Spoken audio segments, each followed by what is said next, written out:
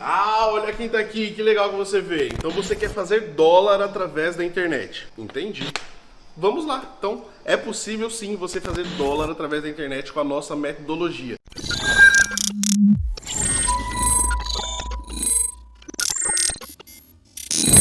Quem discorda do Big Bang apresenta que argumentos na academia?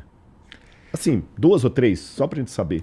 Cara, então, tem o pessoal que fala assim, que isso aí sempre existiu, entendeu? Que as galáxias estão lá, as outras estão aqui, e aí eles vão pro lado do destino do universo, que é o outro lado da cosmologia, entendeu? Então a cosmologia, ela estuda o início, que é isso que nós estamos falando, mas o final, como que o universo vai acabar? Se é que ele vai acabar.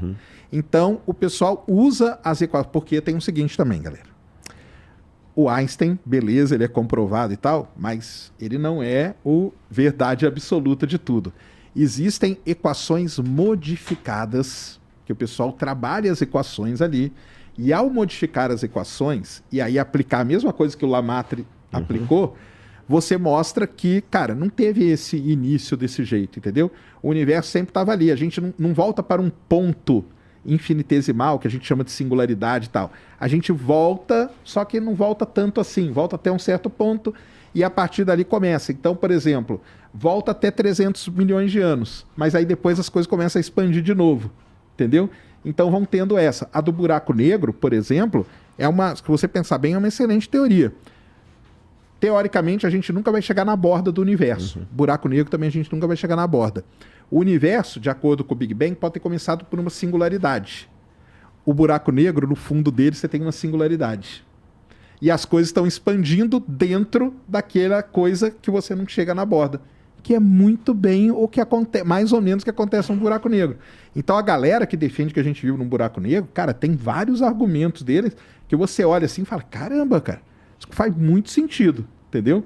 Só que aí começa a ter outros. Então, por exemplo, a quantidade de hidrogênio e hélio no universo, essas outras teorias elas começam a falhar. E aí o Big Bang começa a ganhar mais terreno. A ganhar mais terreno em cima disso. Mas eu suponho, Rodrigão, que nada disso daí invalide completamente a teoria do design inteligente como vocês pensam, né? De jeito É claro que dentro do design inteligente existem, como você falou, várias correntes que, sei lá, discordam até mesmo na idade do universo e tudo mais.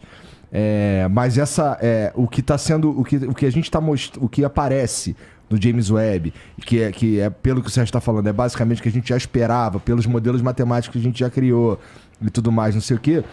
A gente meio que a gente tem uma ideia que não invalida o que você acredita. É correto dizer isso? Corretíssimo. Tudo que o Sérgio falou aqui, eu não posso falar assim, eu concordo com isso ou com aquilo, porque não é minha área. Igual ele falou do buraco negro. Poxa, eu achei legal. Primeira vez que eu ouvi falar. Pessoalmente, eu gosto mais da simulação.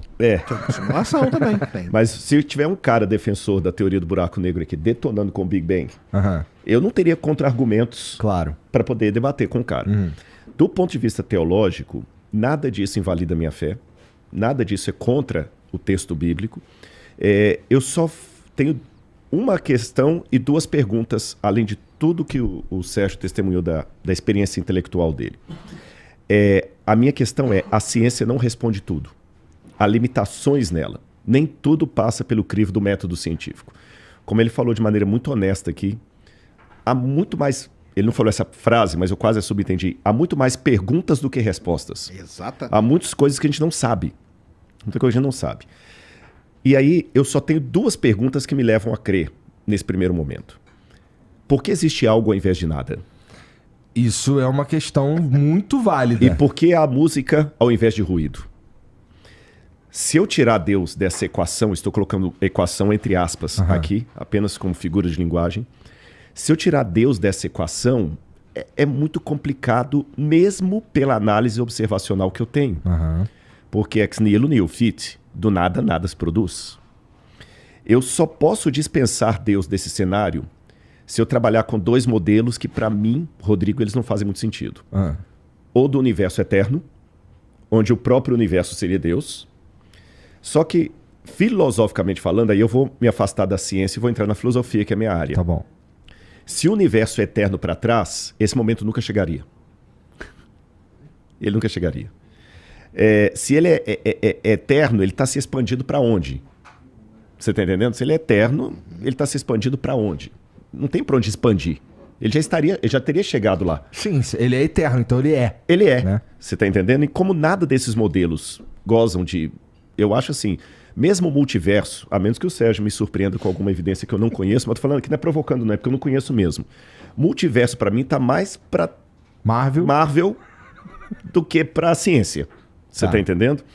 Então, assim, tem que ter uma causa primeiro. Vou ser bem aristotélico aqui. Eu não tô falando ainda que essa causa primeira é o Deus de Israel, que é o Deus da Bíblia. Eu estou falando apenas que é uma causa primeira. Ainda não estou legislando se ela é inteligente, se ela é pessoal.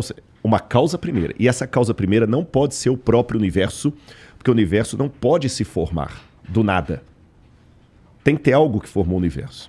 E esse algo tem que ser antes, além da matéria, do tempo e tudo mais. Eu ia falar, o exército, o universo não pode ser a causa primeira.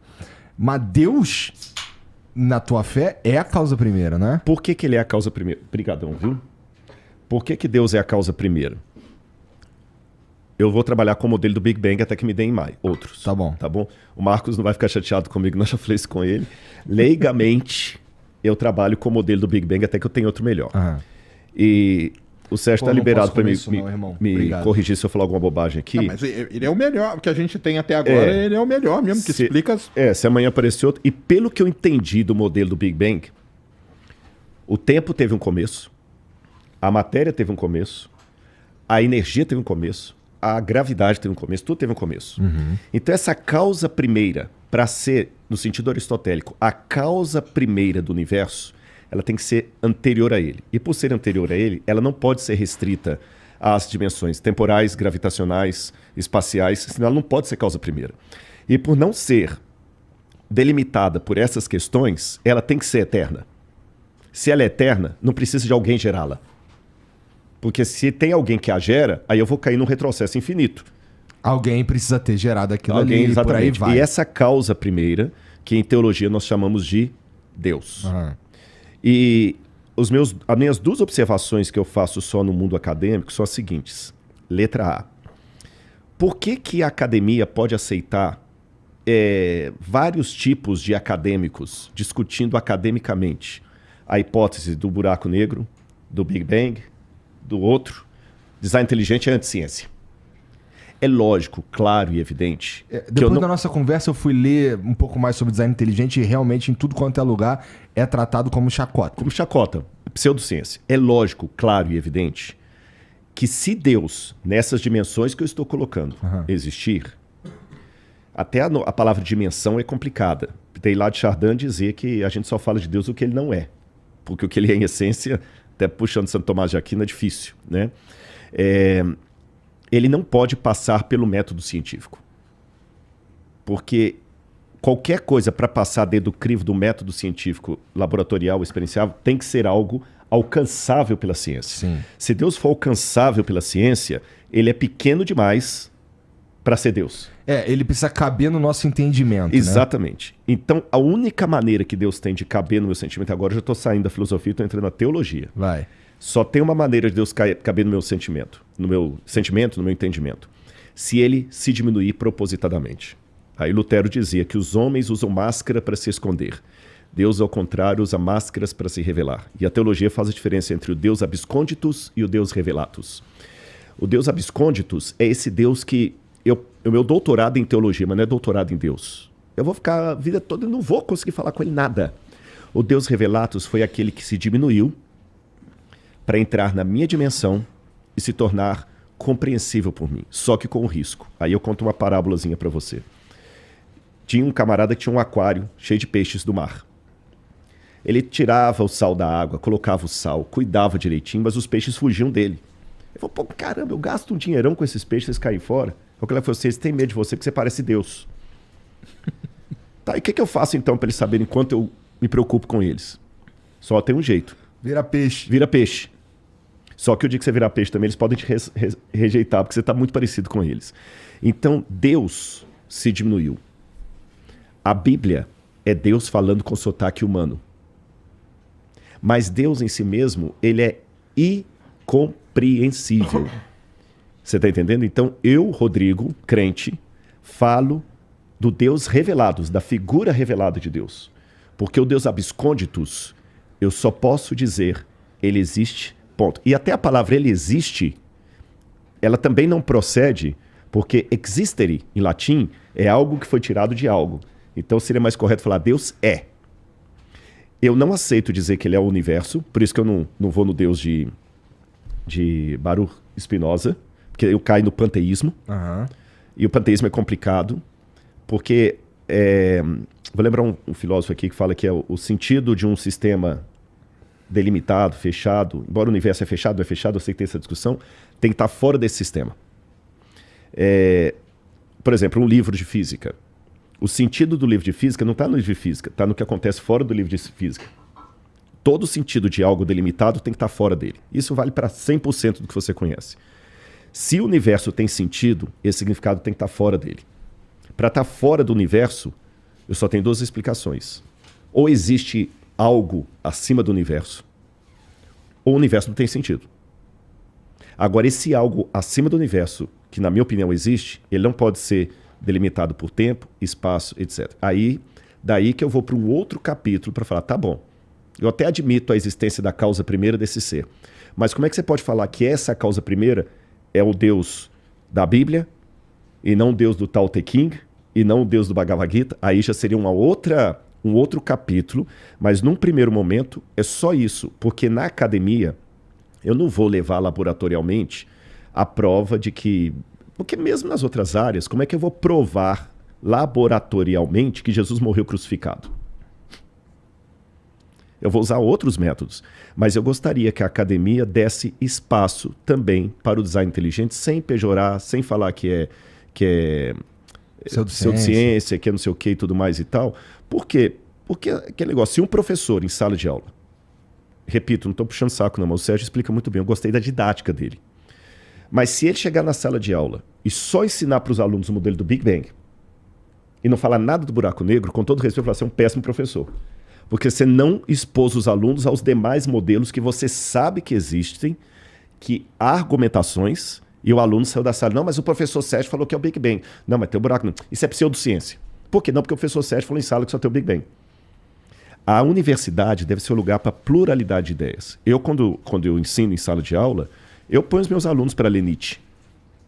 E eu coloco o que eu concordo de Nietzsche e o que eu discordo. E deixo para o aluno tomar decisão. Em sala de aula, os alunos não estudam só a Bíblia, os que são meus alunos. Alguns deles podem botar aí. Eu ponho para ler Nietzsche, Sartre. Eu me posiciono diante de Nietzsche e diante de Sartre. Você está entendendo? Mas eu não fecho só em Bíblia.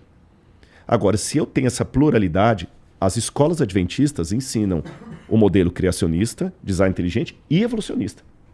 Tanto é que ela aprova para o vestibular. E o aluno não vai para o vestibular respondendo Bíblia. Verdade. Só isso que eu queria. Que na academia, o pessoal do design inteligente, que são acadêmicos com mestrado e doutorado, fossem respeitados e ouvidos. Pronto. Assim como se tivesse um cara defendendo o modelo do buraco negro aqui, o Sérgio. Pô, beleza, faz sentido, mas eu não concordo. Só isso. Uhum. E do lado dos crentes, para não ficar parecendo que a gente está jogando pedra só do outro lado, que também não houvesse aquela queima na fogueira. Você está entendendo? Que todo ateu é perigoso, é vagabundo, não sei o quê, e tudo e tal. Eu acho isso muito, muito complicado, sabe? Julgar as pessoas pela crença ou pela descrença delas. Porque se Jesus estivesse sentado aqui, no meu lugar... imagina eu trocar uma ideia com Jesus. Não, eu me faço a pergunta. Caralho. Se Jesus estivesse aqui, sentado no meu lugar, sabendo que o Sérgio não acredita nele, como Jesus se reportaria ao Sérgio? E eu, Sérgio, eu procuro, dentro da minha fé, imitar o modelo de Jesus. Consigo sempre? Não vou mentir para você. Não consigo. Mas é o modelo que eu quero. E se os crentes imitassem mais Jesus, eu acho que a coisa ficaria melhor. É só isso, o ponto. Gostou do corte? Quer assistir esse episódio completo? O link está na descrição do vídeo.